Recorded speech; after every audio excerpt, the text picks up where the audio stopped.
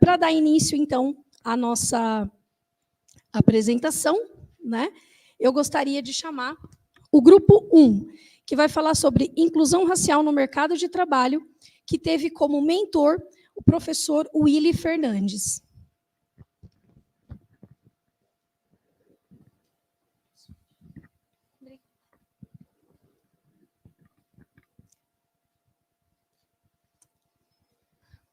Boa tarde, somos o grupo 1.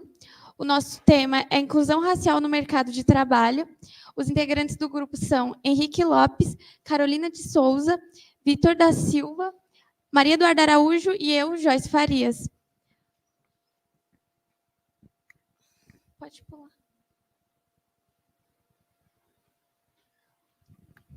Nesse trabalho abordaremos como a inclusão racial está no mercado de trabalho e seu contexto histórico. Explicaremos como o racismo afeta o mercado de trabalho e a importância da inclusão na área securitária.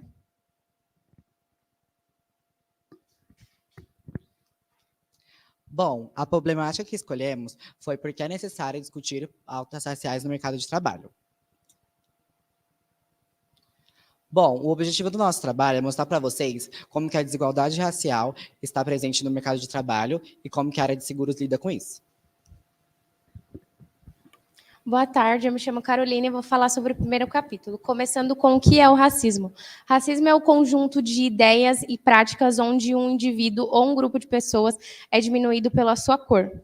Vou falar também sobre os tipos de racismo.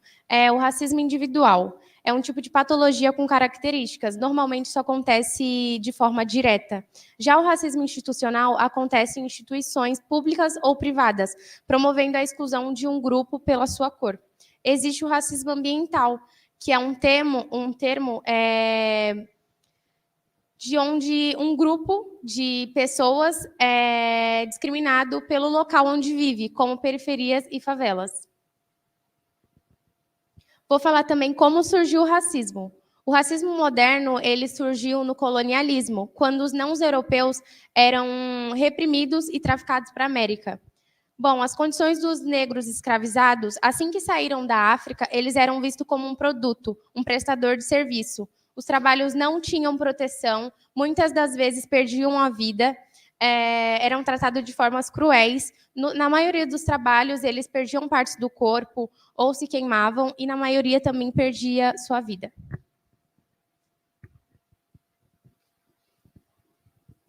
Boa tarde, eu me chamo Vitor e eu vou falar um pouco sobre a abolição e suas consequências. Tudo começa em 13 de maio de 1888, quando a Lei Áurea é estabelecida e ocorre o fim da escravatura. Por mais que isso seja algo positivo, houveram também muitas consequências negativas para até então esses ex-escravizados, pois assim que eles foram jogados, assim que libertos, eles foram jogados de uma maneira marginalizada na sociedade, sem certeza de serem aceitos por elas, e sem direito a trabalho, saúde, qualidade de vida muito escassa, comparada até mesmo quando eles eram escravizados. E, decorrente disso, eles não conseguiram o que tanto queriam, que seria a igualdade e cidadania plena. E, com isso tudo, a gente consegue perceber que as principais consequências dessa abolição, digamos que apressada, seria a discriminação e a desigualdade que está enraizada até hoje na sociedade. Falando um pouco sobre racismo estrutural, a gente consegue perceber essa conexão com as consequências da abolição, porque, querendo ou não, o racismo ele está estruturado na nossa sociedade. E como ele está estruturado na nossa sociedade, seja ele de forma direta ou indireta, por hábitos, falas ou ações do nosso cotidiano, a gente consegue perceber que quando uma sociedade ela é criada a partir de ideias racistas, o racismo, que é algo anormal, ele começa a se tornar algo normal na nossa sociedade atual. No mercado de trabalho, isso não é diferente. A taxa de desigualdade de desemprego é de 16% para as pessoas negras e de 11% para as pessoas brancas. A causa disso pode ser porque a maioria das baixas de demissões são em cargos menores em uma empresa e a maioria desses cargos são ocupados por pessoas negras ou pardas. Segundo uma pesquisa da BID, Banco Interamericano de Desenvolvimento, ela entrevistou 500 empresas brasileiras e a maioria dos cargos altos são ocupados por pessoas brancas. Apenas 6% de pessoas negras ocupam os cargos gerenciais e 4% ocupam cargos executivos. A causa disso pode ser a falta de oportunidade de crescimento profissional e a educação. Segundo o IBGE, 86% de estudantes brancos concluem o ensino médio, mas apenas 69 estudantes negros completam o ensino médio. Isso pode ser por conta de que os estudantes negros acabam trabalhando muito cedo e não conseguem manter a escola e o trabalho ao mesmo tempo. Isso acabou obrigando eles a ocuparem trabalhos informais. São 73% de pessoas negras que trabalham na agropecuária, 68% na construção civil e 74% em serviços domésticos. A maioria dos serviços domésticos são por mulheres negras. As consequências dessas ocupações informais é que eles acabam não sendo bem vistos pela sociedade, além de ser mal pagos e exploradores, e não recebem nenhum tipo de direito trabalhista, nem mesmo seguro-desemprego. Oi, gente, tudo bem? Eu me chamo Maria Eduarda Araújo e o terceiro capítulo vai tratar de inclusão e diversidade na área seguritária. Bom, atualmente muitas empresas já aderiram à estratégia de IED e as seguradoras também apostaram nessa área de negócios, tá? E são elas, a Zurich, a Porto Seguros, a Tóquio Marine, a Caixa Seguros, a Sombrebo Seguros e a BNP Paraíba Seguros. A estratégia de IED, apesar do nosso trabalho ser sobre racismo e suas vertentes, inclui outras comunidades, como LGBTQIA+, pessoas com PCD, que são delimitações físicas, pessoas com 60 anos ou mais. Quando as empresas elas aderem a essa estratégia, os funcionários eles ficam mais empáticos por estarem trabalhando com pessoas diferentes. E quando eu digo pessoas diferentes, eu não quero dizer no modo pejorativo. É porque, infelizmente, essas pessoas sofrem mais e são mais oprimidas. E, além de tudo, melhora o conhecimento, porque são opiniões diferentes para determinado assunto. Além, melhora o desempenho dos negócios, pelo fato de que os funcionários ficam 6 vezes mais ágeis e inovadores. Além de melhorar a imagem da empresa, porque incluir eles vai fazer com que pessoas dessa comunidade ou pessoas que não são, mas apoiam, fiquem felizes por essa causa.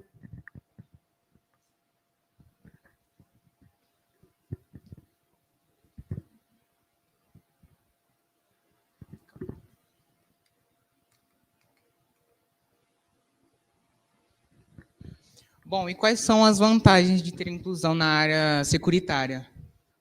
Não mexe, não. Não mexe. Bom, e quais são as vantagens de ter a inclusão na área securitária? A diversidade ela pode ser considerada um dos pontos-chave para a amplitude do negócio, principalmente com a conexão com o público. E uma pesquisa no IBGE mostra que o melhor desempenho em equipes diversamente raciais são de 35%, comparado a equipes que não são. Outra pesquisa em Harvard mostra que o aumento de engajamento com a inclusão racial na área de trabalho aumenta o engajamento em 17%, ou seja, os funcionários dão o melhor de si dentro da empresa. E, consequentemente, ocorre a diminuição de conflitos em 50% dentro da empresa, que ocasiona só em boas...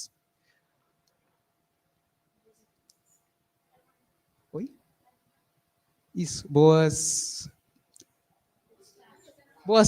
práticas.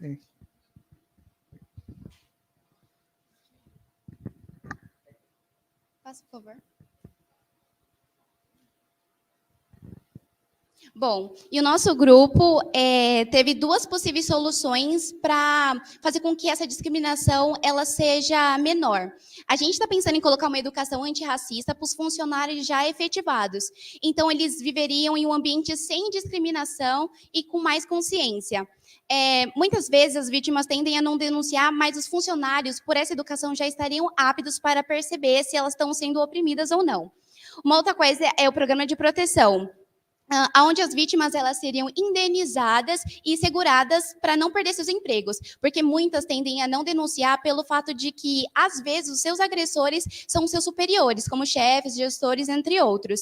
Então, com esse seguro e com a nova lei do dia 12 de janeiro de 2023, onde crimes de injúria racial sejam inoficiáveis, então eles se sentem mais confiantes em denunciar. Bom, e com isso chegamos à conclusão que mesmo com o movimento negro, ainda há desigualdade no mercado de trabalho. Precisamos das ajudas das empresas para que os negros possam evoluir profissionalmente. Bom, nosso grupo agradece a presença de todos aqui, e agradece pela atenção tanto presencial quanto online e está aberto para questões e observações. Estamos abertos às considerações da banca.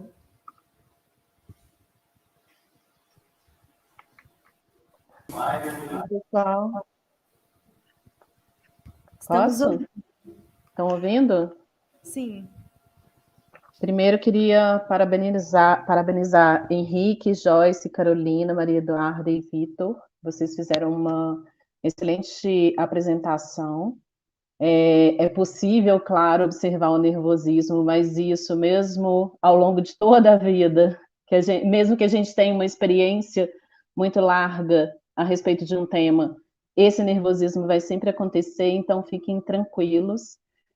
Tive a oportunidade de ler o trabalho de vocês fizeram uma ótima gradação no sentido de construir esta história até chegar nas possíveis soluções. Parabéns para vocês por isso.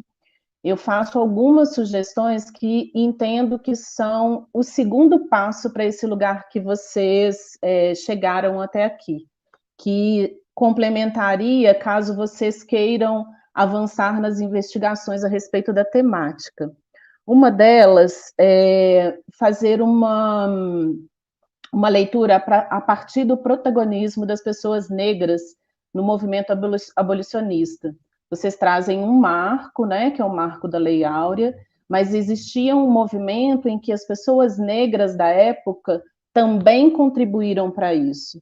Então, fica a sugestão, até mesmo para entender a história do Brasil de uma outra perspectiva, né, para além dessa que nós estudamos nos últimos anos. Luiz Gama é um nome referencial que vocês podem procurar.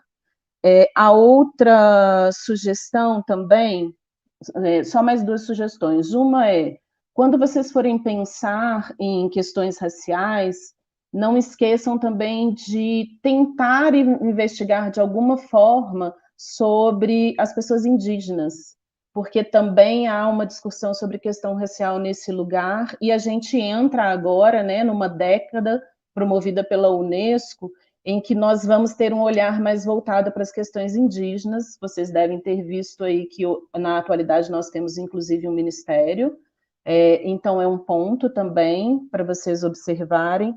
E um outro que estaria muito mais ligado à perspectiva de negócios, porque não sei como vocês tratarão isso no futuro, é começar a entender o que é ESG e por que as empresas hoje estão falando sobre diversidade, equidade e inclusão dentro desse contexto mais global. Essas são as sugestões complementares, elas não são correções no trabalho de vocês, porque o trabalho está realmente muito bem cuidado, muito bem pesquisado, é só mesmo para um segundo passo, porque vocês foram ótimos e tenho certeza que vocês vão avançar muito nessa temática. Parabéns.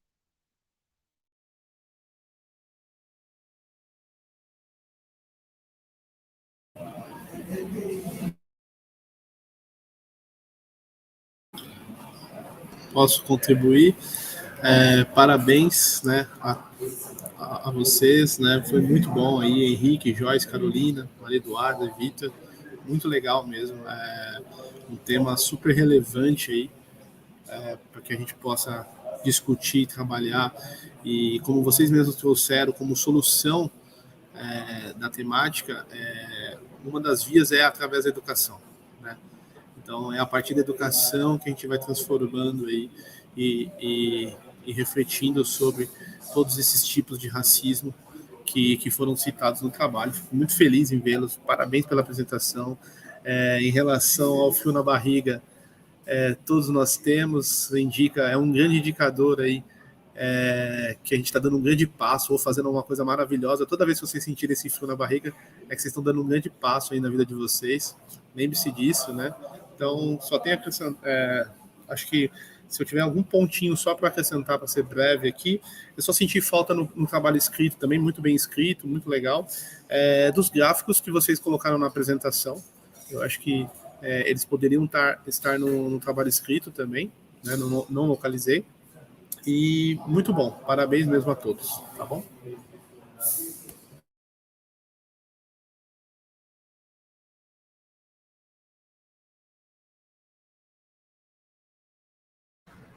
Pequena contribuição aqui.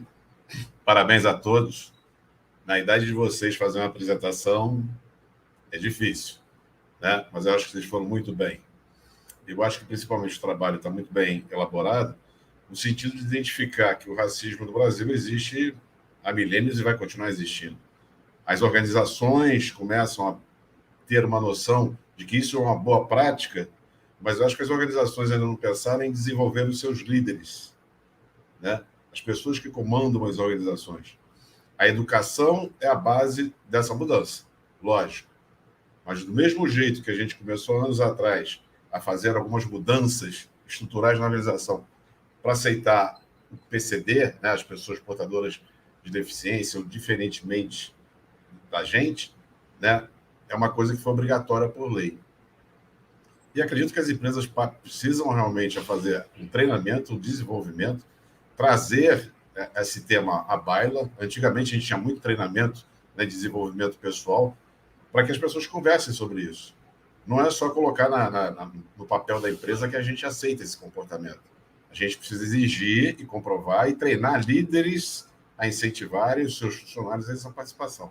O trabalho está muito bem escrito, está muito bem colocado, veio historicamente, trazendo o histórico, né? E trazendo uma necessidade de hoje. E o que vocês colocaram é fundamental. Eu só não assisti, assim, indenizações, né? Eu acho que geram mais racismo. Ao invés de indenizações, é reconhecimento realmente público de um erro de uma empresa. Isso está acontecendo toda hora. De um vereador agora no Rio Grande do Sul falando sobre o pessoal da Bahia, né? Ele tem que vir a público pedir desculpa. Não adianta uma indenização, porque isso gera mais situação. Eu fiquei impressionado com o estilo de apresentação de vocês, realmente. É muito difícil, nessa tenridade, né? E eu sou professor, né? Fazer uma apresentação dessa. Então, de parabéns, muito obrigado por vocês me chamarem para participar disso tudo. Abraço, gente.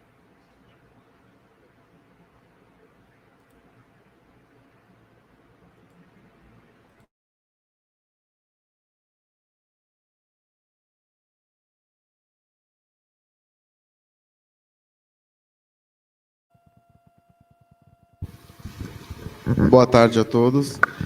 Quero parabenizá-los pela apresentação. Foi uma apresentação muito bem feita, vocês estudaram o tema. Eu tive a oportunidade de ler o trabalho de vocês, achei fantástico o trabalho, principalmente na abordagem da questão do seguro que vocês mencionam, na questão da indenização do funcionário quando ele é maltratado ou ele é injuriado. Achei essa problemática que vocês trouxeram fantástica. Falta incluir isso na nossa legislação. Fica aí uma dica para a SUSEP, para colocar isso em pauta, porque isso não existe um seguro de dano moral, no caso, digamos assim, da pessoa negra. Eu achei isso fantástico que vocês colocaram. A referente ao funcionário que se sente ameaçado, também achei muito bacana. Isso, infelizmente, embora estamos no século XXI, ainda nós temos esse problema ainda, do funcionário não poder denunciar o chefe por medo de ser demitido. Mas aí segue uma dica para vocês: caso o funcionário saia da empresa, ele pode processá-lo ainda, sem nenhum tipo de reprimenda, digamos assim. Não existe nenhum tipo de anotação que possa prejudicar ele em outros serviços. Vocês estão de parabéns. Eu acho que vocês são o futuro mesmo que nós estamos precisando. E, novamente, parabéns para vocês e pelo Instituto. Obrigado. Muito obrigada, agradecemos as contribuições da banca.